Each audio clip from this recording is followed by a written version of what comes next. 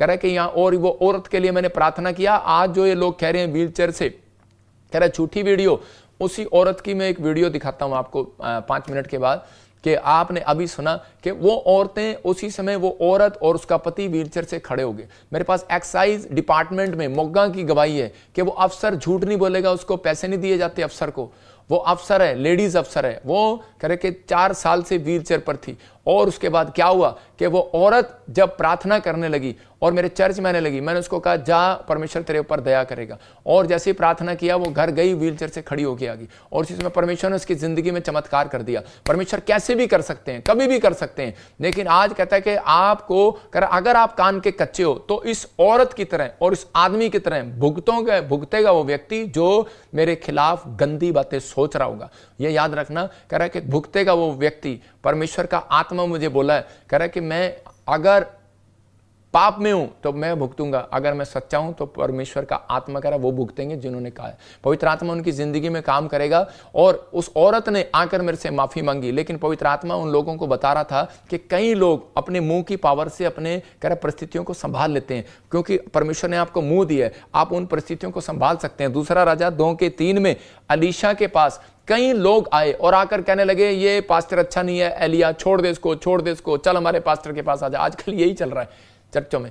और उसी समय हुआ क्या, लेकिन अलीशा क्या बोलता है, पढ़ेंगे, देखो क्या लिखा। अलीशा ने लास्ट लाइन में मैं पढ़ा रहा हूं तो लिखा वहां पर क्लियर लिखा, कह रहा है कि चुप हो जा।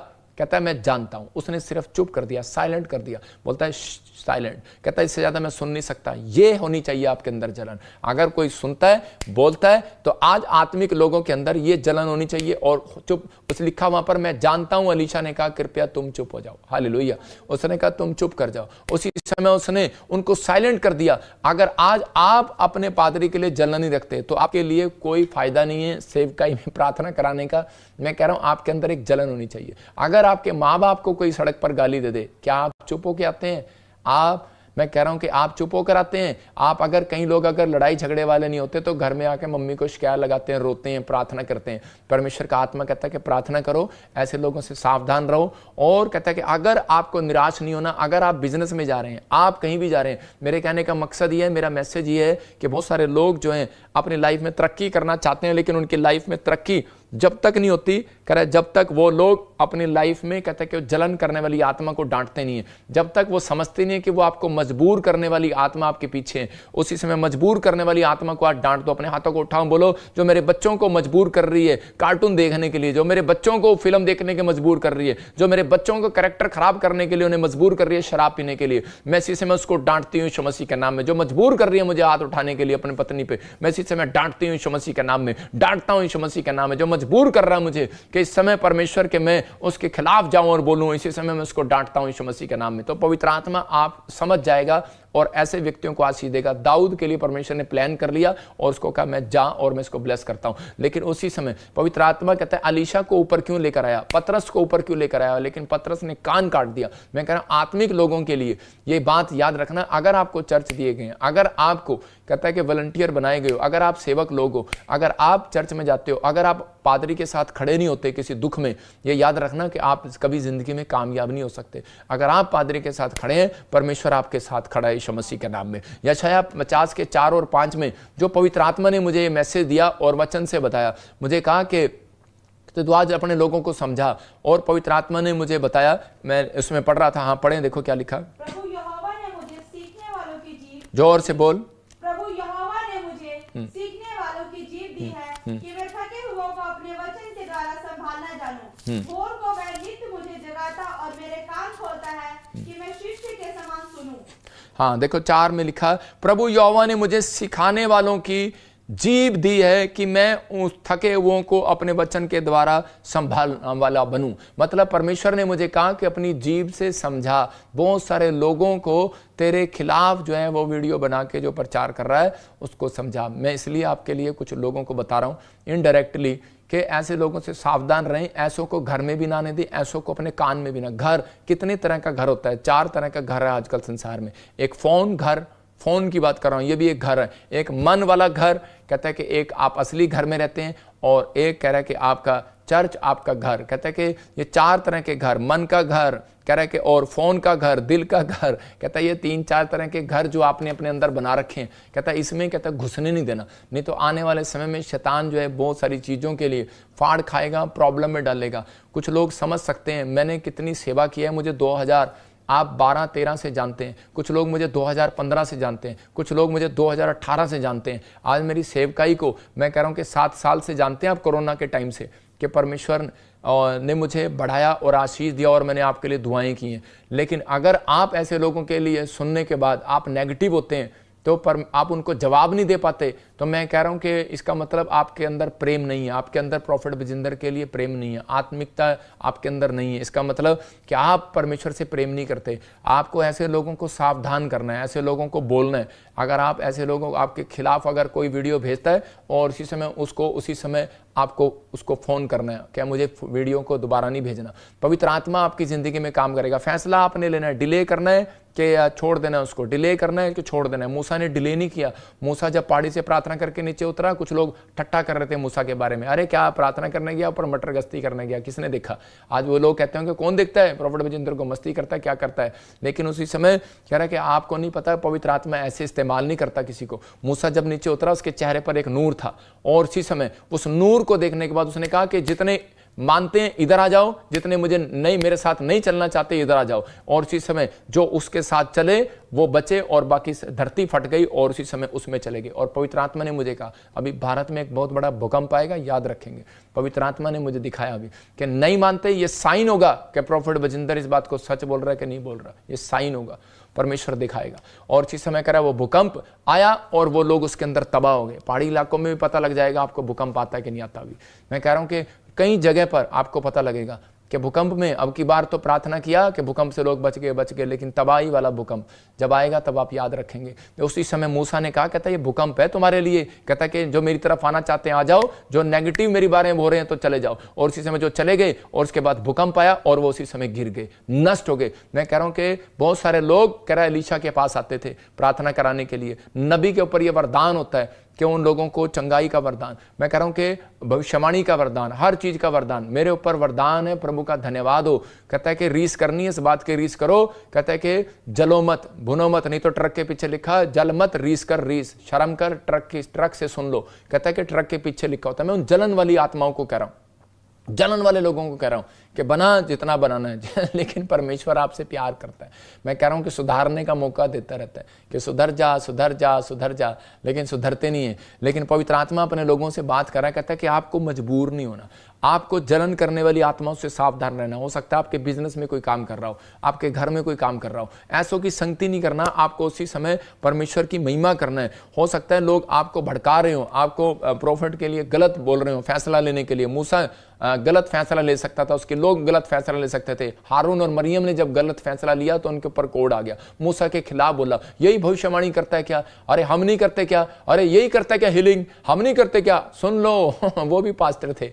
और उसी समय क्या हुआ उनके साथ, क्या हुआ, परमेश्वर ने गुस्से में कहा उनको कहा जो मूसा ने किया है, कहता मूसा से मैं आमने सामने होकर बात करता हूं। आपके ऊपर बहुत सारे लोगों के ऊपर ये गिफ्ट नहीं है और वो विश्वास नहीं करते कि डेट बता देते हैं, कहते ले कैसे बताते हैं, फोन नंबर बता देते हैं, झूठ बोलता है, पूछ लिया होगा किसी से, नाम बता देते हैं, कैसे होगा। अरे यार बाइबल क्यों नहीं पढ़ते। मत्ती की किताब में लिखा कि मरियम के पास एक फरिश्ता आया, स्वर्गदूत आया और उसने कहा तेरे पति क्या काम करता है, बड़ई का काम करता है, तेरे पति का नाम यूसुफ है, होने वाले का नाम यूसुफ है। जब उसने नाम बता दिया नए नियम में, आज भी परमेश्वर भविष्यवक्ताओं को बताता है जब अगर आपके ऊपर गिफ्ट नहीं है ये तो जलोनी रीस करो, रीस। परमेश्वर का आत्मा कह रहा प्रार्थना करो और घुटने टेको, कहता है कि आप प्रार्थना करो और घुटने टेको। और मैं जानता हूं ऐसे ऐसे पास्टरों को, मेरे से पूछते थे, मुझे फोन करते थे कि मुझे बताओ कि मैं अमेरिका में एक मोटी पार्टी है उसके लिए मैंने प्रार्थना करना है, वो मेरे चर्च में आने लगे, मेरे से पूछते थे, मैं बताता हूं उनके नाम मेरे से पूछते थे कि मुझे बताओ अमेरिका में इसके लिए क्या भविष्यवाणी है। मैं उनको बताता था कि इसके बाप का नाम ये है, उसके घर में ये है,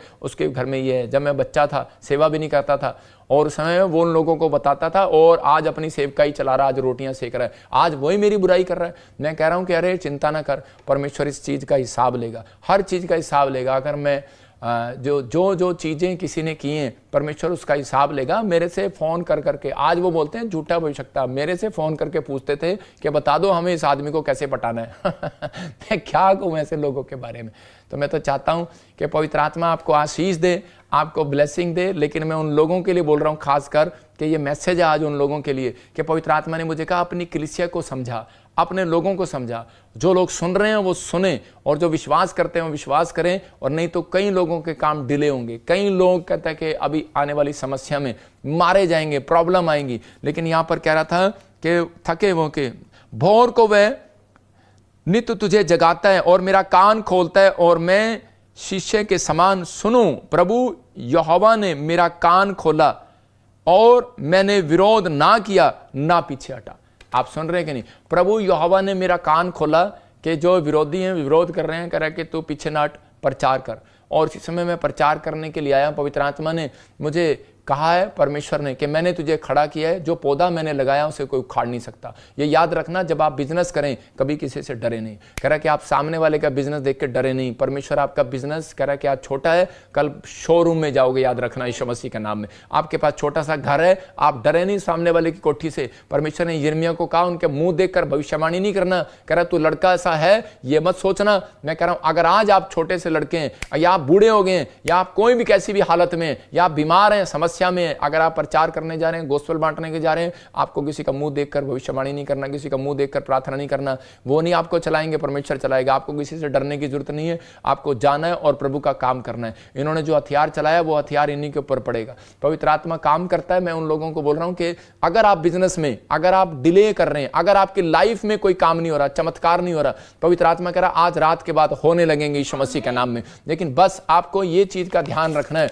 कि आपके अंदर जलन करने वाली आत्मा, कहता है आपके आसपास काम तो नहीं कर रही, आपके मुंह में ताकत है। सूबेदार को लोगों ने भड़काया और सूबेदार को कहा, कहते कि नहीं नहीं ये तो दुष्ट आत्मा की सहायता से निकालता है, अरे ये ठीक नहीं करता। यायर को कहा, किस बेवकूफ को ले आया, यही कहा होगा कि किसको ले आया। कह रहे यायर को, कह रहे यायर को किस डॉक्टर को ले आया, किस वैद्य को ले आया, किसको ले आया जिसको दिखता ही नहीं है, कि मुर्दे में दिखता ही नहीं और मरे हुए और जिंदा आदमी में फर्क नजर नहीं आता इसको। लेकिन उसी समय यीशु मसीह पर विश्वास किया उसने, और यायर ने कहा मैं तुम्हारी नहीं सुनूंगा, मैं तुम्हारी अनसुनी करूंगा, मैं अपने प्रभु की सुनूंगा। आज विश्वासी वो चमत्कार को देखता है, कह रहा है जो दूसरों की नहीं सुनता परमेश्वर की सुनता है, जो अपने स्पिरिचुअल फादर की बुराई नहीं सुनता, कहता है कि परमेश्वर की सुनता है कि ये सही है, जहां मैंने मिस्ट्री में हाथ लगाया सही है। मैं कह रहा हूं परमेश्वर अपने आप आपको रिजल्ट दिखाएगा, पवित्र आत्मा चमत्कार करेगा, ब्लेसिंग देगा। मैं यही कह रहा हूं कि सूबेदार को परमेश्वर ने उसी समय एक बार कहा यीशु मसीह ने कि जा तेरे मुंह के द्वारा, कहता है जा तेरा नौकर चंगा हो गया। इसका मतलब आपका मुंह